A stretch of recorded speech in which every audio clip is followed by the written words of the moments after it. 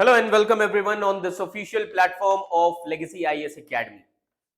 So today in this video we are going to discuss the most important incident which has happened recently with respect to Saif Ali Khan. अब बहुत सारी चीजें news में सामने आई, was Saif Ali Khan attacked by a robber और one of his family member. बहुत सारे थियरिस्ट सामने निकल कर आ गए. कुछ लोगों ने कहा लॉरेंस बिश्नोई का एंगल हो सकता है ना. कुछ लोगों ने कहा प्रॉपर्टी के लिए मार दिया होगा. तो आज हम बात करेंगे कि ये इंसिडेंट क्यों हुआ, क्या रीजंस हो सकते हैं, पॉसिबल रीजंस क्या हो सकते हैं. इमेजिन करिए inheriting a royal legacy worth 15,000 crore only to have it snatched away overnight by the government. This is not a movie plot. It is the real life legal battle of Bollywood star Saif Ali Khan. And Saif Ali Khan, who is fighting for the family ancestral properties in Bhopal. But why were these places like जो उनके palaces हैं, hotels हैं, जो बाकी और उनकी जमीनें हैं, why these things are declared as enemy property? तो इसी पर एक बहुत ही अच्छा आर्टिकल आया है इंडियन एक्सप्रेस में. Saif Ali Khan's enemy property case, what are these properties and what is the law. तो हमें बात करनी है लॉ पर, है ना. We need to talk about the law. So what is the scenario? So first let me tell you that Saif Ali Khan's enemy property case, this issue is related to the Saif Ali Khan enemy property case. Madhya Pradesh High Court has asked Saif Ali Khan to approach the appellate authority against the order of the central government that declared historical properties of Pataudi family in Bhopal जिसकी worth है 15,000 crore as enemy property. ये issue है. तो अब सवाल ये उठता है, what is this mysterious law that turns heirs into outsiders. So stay tuned as we are going to unravel this dramatic tale of royalty politics and an extraordinary legal challenge. So what is the case? As we have just discussed the context, Saif Ali Khan, who is a Bollywood actor, inherited part of his grandmother Sajida Sultan's properties in Bhopal. Now in 2014 Indian government ने क्या किया? Indian government declared these properties as enemy property and Saif Ali Khan challenged this decision in the court. अब इन properties में क्या क्या चीजें involve हैं? As you can see here, among the properties, flag staff house, जहां पर सैफ ने अपने चाइल्डहुड के डेज स्पेंड किए हुए, लग्जरी होटल नूर उस सवा पैलेस, दर उस सलाम, bungalow of Habibi, Ahmedabad palace and कोही फिजा प्रॉपर्टी. इतनी सारी प्रॉपर्टी है. तो अब ये जितनी भी प्रॉपर्टीज हैं, these properties are worth approximately 15,000 crores. तो इन सब चीजों का अगर एक एस्टिमेट निकाला जाए, so it is costing around 15,000 crores. So court had been hearing Saif Ali Khan challenge since 2015, है ना. So last year on 13 December, government apprised the court that appellate authority has been constituted for adjudication of dispute in regard to enemy property. तो अब कहने का मतलब ये है कि अब समझिए. So here when you see these things in the news, अब सवाल ये उठता है, why were they declared enemy property?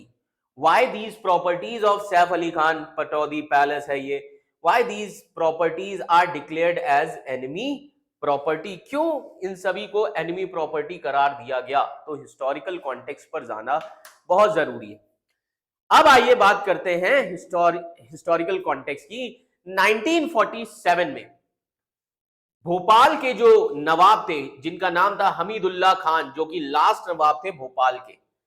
So 1947 Bhopal was ruled by Nawab Hamidullah Khan and Hamidullah Khan had 3 daughters, Abida Sultan, Sajida sultan and तीसरी जो डॉटर थी दैट इज राबिया सुल्तान. तीसरी जो डॉटर थी राबिया सुल्तान.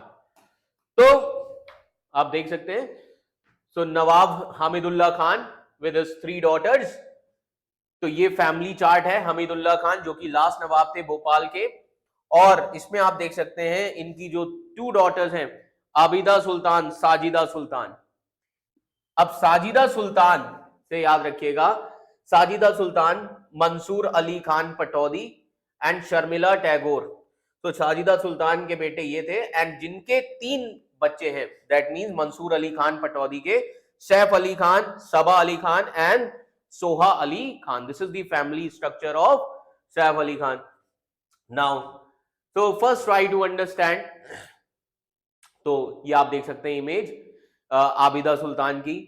अब बात हम कर लेते हैं सबसे पहले कि हुआ क्या इस सिनेरियो में। तो 1947 में जब भोपाल के लास्ट रूलर नवाब हमीदुल्लाह खान थे, उनकी 3 जो डॉटर थी, आबिदा सुल्तान है ना, साजिदा सुल्तान एंड रबिया सुल्तान, जो उनकी एल्डेस्ट डॉटर थी आबिदा सुल्तान, she migrated to Pakistan in 1950।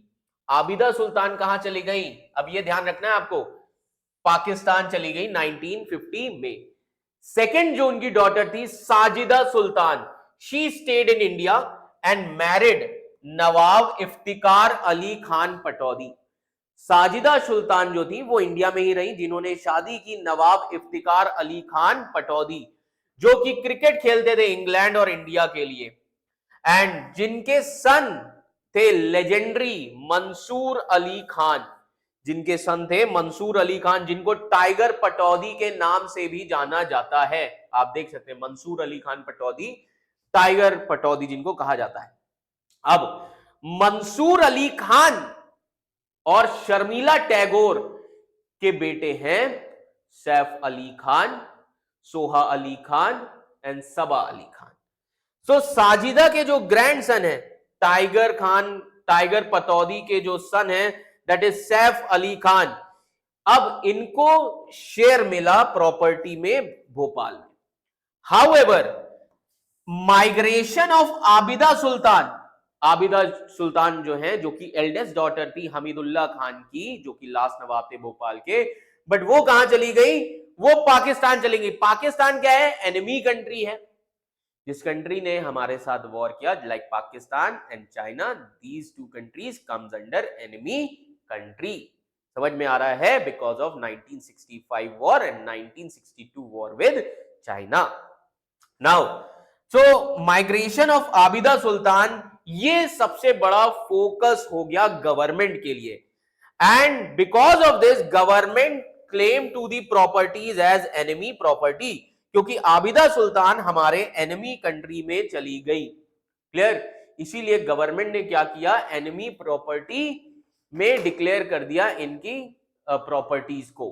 अब अगर हम बात करें, Abida Sultan move to Pakistan, so government considered properties belonging to Pataudi family as enemy property because Abida Sultan went to enemy nation। अब लीगल बैटल क्या चल रहा है, 2014 की अगर हम बात करें, custodian of enemy property department, जी हां, in 2014 the custodian of enemy property declared these properties as enemy property। In property को क्या किया, डिक्लेयर कर दिया एनिमी प्रॉपर्टीज में भोपाल में।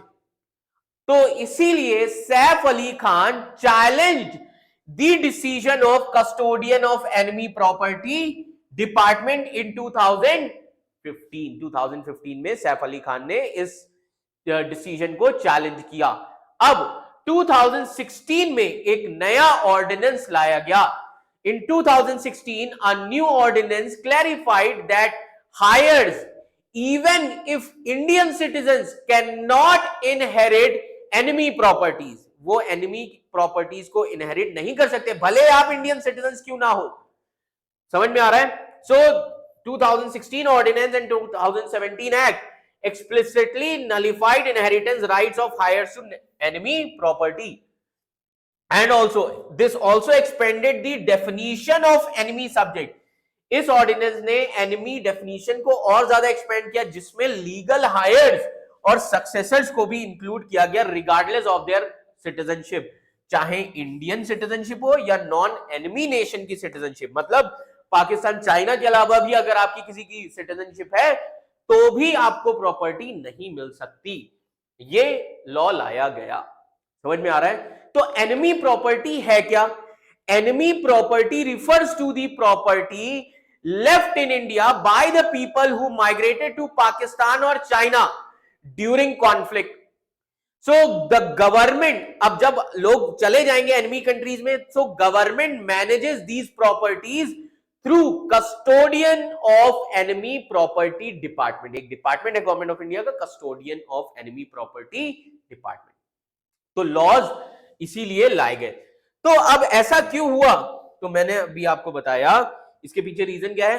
2014 में custodian of enemy property department ने डिक्लेयर किया पटौदी फैमिली की जो प्रॉपर्टीज है भोपाल में वो एनिमी प्रॉपर्टी है। क्यों? ये डिक्लेरेशन बेस्ड था 1947 में माइग्रेशन जब किया था हमीदुल्लाह खान की एल्डेस्ट डॉटर ने, जिनका नाम था आबिदा सुल्तान, है ना। तो after Abida Sultan migrated to Pakistan in 1950, Indian government ने इन प्रॉपर्टीज को लिंक कर दिया उनकी फैमिली से as enemy property. Why? Because she migrated to the enemy country. समझ में आ रहा है? She migrate, so her migration as the reason. So Sajida Sultan जो उनकी दूसरी बेटी थी हमीदुल्लाह खान की, वो इंडिया में ही रही, जो कि आबिदा की सिस्टर थी। She remained in India and married Iftar Ali Khan Pataudi and became legal heir to the property. So Sajida Sultan जो थी वो लीगल हायर बन गई इन प्रॉपर्टीज की। समझिएगा इस चीज को, Sajida Sultan became legal heir of these properties. इनके जो ग्रैंडसन थे सैफ अली खान, जब इनकी बारी आई, इनको प्रॉपर्टी मिली, Saif Ali Khan later inherited a share of these properties. However, government classified these property as enemy property. तब गवर्नमेंट ने बोल दिया कि ये enemy property है, and this was based on Abida सुल्तान's migration to Pakistan. तो अब साजिदा सुल्तान तो लीगल हायर थी इन प्रॉपर्टी की, तब तो एनिमी प्रॉपर्टी नहीं बनाया गया। जब सैफ अली खान को प्रॉपर्टी मिली, वहीं पर ये प्रॉपर्टी क्या हो गई? Enemy property. तो ये इशू चल रहा है। समझ में आ रहा है? Remember this thing. So this issue is going on, and this issue is further complicated in 2016 जब ऑर्डिनेंस पास किया गवर्नमेंट ने, और उस ऑर्डिनेंस में ये लिखा कि एनिमी प्रॉपर्टी में कोई भी हायर के पास भी राइट नहीं होगा उस प्रॉपर्टी को लेने का। Clear? Despite Sajida Sultan being legally recognized as rightful heir, Sajida Sultan legally recognize की गई थी as rightful heir, but Saif Ali Khan का कोई राइट नहीं है। इसीलिए सैफ अली खान ने 2015 में इस डिसीजन को चैलेंज किया, गवर्नमेंट के इस डिसीजन को। Saif Ali Khan, who is having the current titular Nawab of Bhopal, who also owns the Pataudi flag house which is located in Bhopal's Kohefiza area, जो कि पास में है अहमदाबाद पैलेस के, है ना। And Saif inherited the house after the death of his father, और ये सैफ को कब मिला? उनके फादर की डेथ के बाद। That is Nawab Mansur Ali Khan Pataudi, who was the last Nawab of Pataudi in September 2011. तो ये सबसे बड़ा इशू चल रहा है ना। तो एनिमी प्रॉपर्टी, अभी मैंने आपको बताया कि ये एनिमी प्रॉपर्टी है क्या, कौन कौन से लॉज हैं एनिमी प्रॉपर्टी से रिलेटेड, तो आइए हम वो जान लेते हैं नाउ। तो एनिमी प्रॉपर्टी क्या है? एनिमी प्रॉपर्टी वो प्रॉपर्टी है, वो एसेट है जो कि मूवेबल भी हो सकते हैं, इमूवेबल भी हो सकते हैं, which is left behind in India by the individuals who migrated to the countries which are designated as enemy nations during the time period of conflict, like Pakistan and China. तो जब वॉर्स हुए India और पाकिस्तान के बीच में, like 1965, 1971, then India China war 1962, उस समय पर इंडियन गवर्नमेंट ने इन प्रॉपर्टीज का कंट्रोल अपने हाथों में लिया, और जो भी बिजनेस थे जिन्होंने पाकिस्तान और चाइना की नेशनलिटी को अडॉप्ट किया, उनके बिजनेस को भी कैप्चर किया इंडियन गवर्नमेंट ने। नाउ अब इसके पीछे एक्ट कौन कौन से आते हैं? Now under defence of India rules which is formulated under the defence of India act 1962, जो ये कहता है these properties were vested with the custodian of enemy property for India. ये प्रॉपर्टीज किसके पास रहेंगी, किसके कंट्रोल में? Custodian of enemy property of India. And ये कस्टोडियन जो है, this custodian is tasked with managing these asset on behalf of Indian government. तो इंडियन गवर्नमेंट के बिहाफ पर इनको कौन मैनेज करता है? कस्टोडियन मैनेज करता है। नाउ सवाल ये उठता है, can legal heirs of those who migrated inherit enemy property? क्या लीगल हायर उनके कैप्चर कर सकते हैं? क्या उनका राइट्स है इन प्रॉपर्टीज पर? उनका कोई अधिकार है? तो एनिमी प्रॉपर्टी एक्ट लाया गया 1968. Now under this enemy property act 1968 which declared that enemy property belongs to government, जो ये कहता है enemy property किसको belong करती है? custodian of enemy property where there is no room for inheritance or transfer. Now this law provides the legal framework for central government. ये central government के control में होगा, जो मैनेज करेंगे और अपना कंट्रोल रखेंगे enemy properties in various states. अब इसी को अमेंड किया गया 2017 में. 2017 में अभी मैंने आपको बताया क्या हुआ. 2017 ordinance was brought which expanded the law. अब लॉ में क्या किया गया? Now which says that heirs of the people who migrated even if they are Indian citizens cannot claim these properties. So enemy property permanently belongs to the government. और ऐसा नहीं कि ये एक इशू है, ऐसे बहुत सारे केसेस हैं. इसी चीज को सैफ अली खान ने चैलेंज किया था, और सैफ अली खान ने क्या किया? he filed a case in Madhya Pradesh High Court in 2015 so that to contest for the designation of property as enemy property. Clear? तो इसीलिए कोर्ट ने 2023 में सैफ अली खान से कहा to approach the appellate authority, जो इसके लिए क्रिएट की गई है. तो ये सबसे बड़ा सवाल था. तो ये लीगल फ्रेमवर्क्स हैं एनिमी प्रॉपर्टी से रिलेटेड. समझ में आ रहा है? क्लियर? नाउ अब सवाल ये उठता है, क्या आज तक ऐसे कोई केसेस आए हैं कोर्ट्स में? How have the courts dealt with cases involving enemy properties? Yes, one of the most notable cases was about the Raja of Mahmudabad in UP. अब राजा ऑफ महमूदाबाद जो यूपी के राजा थे, जिनके पास काफी ज्यादा प्रॉपर्टी थी, लाइक हजरतगंज लखनऊ में, Sitapur, Nainital, and Raja of Mahmudabad migrated to Pakistan in 1957 और इन्होंने पाकिस्तानी सिटीजनशिप भी ले ली थी. और उनके वाइफ और सन, राजा महमूदाबाद की वाइफ और उनके बच्चे इंडिया में ही थे, वो इंडियन सिटीजन थे. तो अब क्या हुआ कि एक कोर्ट केस चला. अब 1968 का लॉ कहता है कि राजा की जो प्रॉपर्टीज होंगी they will be declared as enemy asset. तो जब राजा की डेथ हो गई, जब राजा महमूदाबाद की डेथ हो गई, तब उनके बेटे मोहम्मद आमिर मोहम्मद खान, इन्होंने इस डेजिग्नेशन को चैलेंज किया. और 2005 में, याद रखिएगा, सुप्रीम कोर्ट ने रूलिंग दी उनके सन के फेवर में. दैट सुप्रीम कोर्ट ने रिकॉग्नाइज किया राजा महमूदाबाद के बेटे को, that his right to inherit the properties. तो इसके हिसाब से तो सैफ अली खान को भी मिलनी चाहिए. बट ये वर्डिक्ट चेंज हो गई. समझ में आ रहा है? ये वर्डिक्ट चेंज हो गई जब 2016 में एनिमी प्रॉपर्टी अमेंडमेंट किया गया, जिसमें यह कहा गया कि this legislation over ruled prior court verdicts, और इसमें क्लैरिफाई किया गया enemy property would remain with custodian of enemy property act. कि एनिमी प्रॉपर्टी जो उनको दी गई थी वो सिर्फ किसके पास रहेगी? कस्टोडियन के पास रहेगी, in respective of inheritance claims और चेंजेस इन, चाहे एनिमी का नेशनैलिटी का स्टेटस ही क्यों ना चेंज हो जाए, बट वो किसके कंट्रोल में रहेगा? गवर्नमेंट के ही कंट्रोल में रहेगा. समझ में आ रहा है? तो ये कहा गया. तो अब सवाल ये उठता है, what happens to an enemy property after its take over? तो जब एनिमी प्रॉपर्टी को ले लिया जाता है सरकार के द्वारा, उसके बाद सरकार उसका करती क्या है? सरकार उसको, याद रखिएगा, उसकी वैल्यूएशन करती है, फिर उसकी बिडिंग करती है, हाईएस्ट बिडर को दी जाती है. कैसे? There are guidelines for disposable of enemy property 2018 which outlines the procedure for the sale of property. Now अब इसमें क्या होता है? एक डिटेल्ड लिस्ट बनाई जाती है एनिमी प्रॉपर्टीज की, and their valuation is submitted. एक लिस्ट बनाई जाएगी जिसका वैल्यूएशन सबमिट किया जाएगा to the central government within a specified time frame.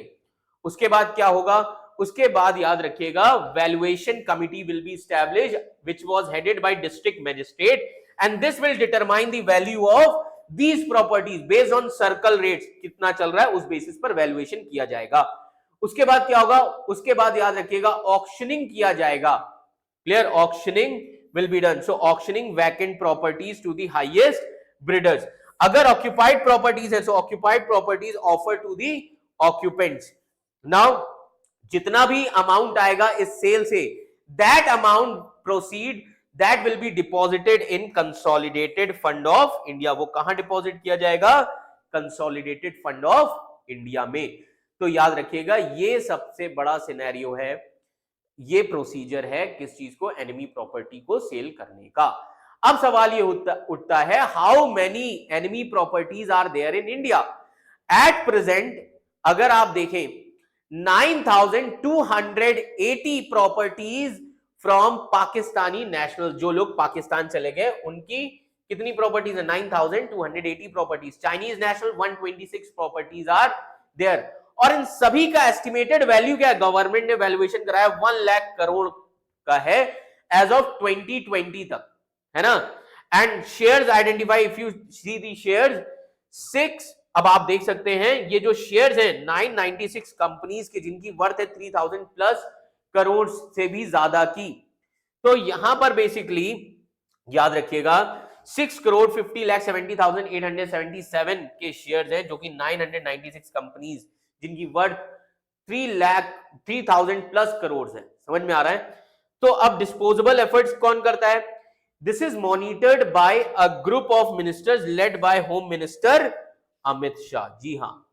तो अब एक चीज और याद रखिएगा कि जब इस प्रॉपर्टीज को लिस्ट किया गया था तो उस टाइम पर, है ना, उस टाइम पर याद रखिएगा कि अमित शाह भी मौजूद थे, जिन्होंने याद रखिएगा इन सभी चीजों पर डिस्पोजेबल एफर्ट्स को ध्यान में रखते हुए एनिमी प्रॉपर्टीज की जितनी वर्थ थी उसको निकाला गया था। Now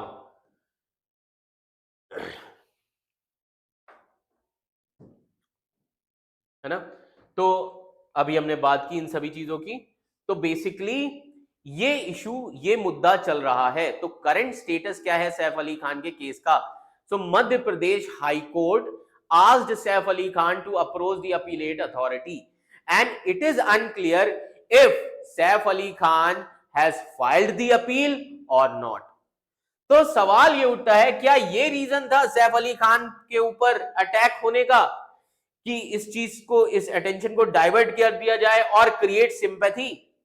as MP high court lifts 2015 stay which paved the way for acquisition of SAP 15,000 crore properties under the enemy property act। ये सारी चीजें, तो आप बताइए आपको क्या लगता है इसके पीछे क्या रीजन हो सकता है। तो रीजन जो भी हो, ओवरऑल अगर हम बात करें, सैफ अली खान की ये जो बैटल है over 15,000 crore worth of royal property is just one chapter in a much larger story of India's enemy property. From royal palaces to everyday assets, these laws have impacted thousands of lives and raised big questions about inheritance, about justice, about national security. What do you think? Is this law a necessity or an overreach, do you think? So let us know in the comment section, and don't forget to like, share and subscribe for more gripping stories like this one. Thank you so much.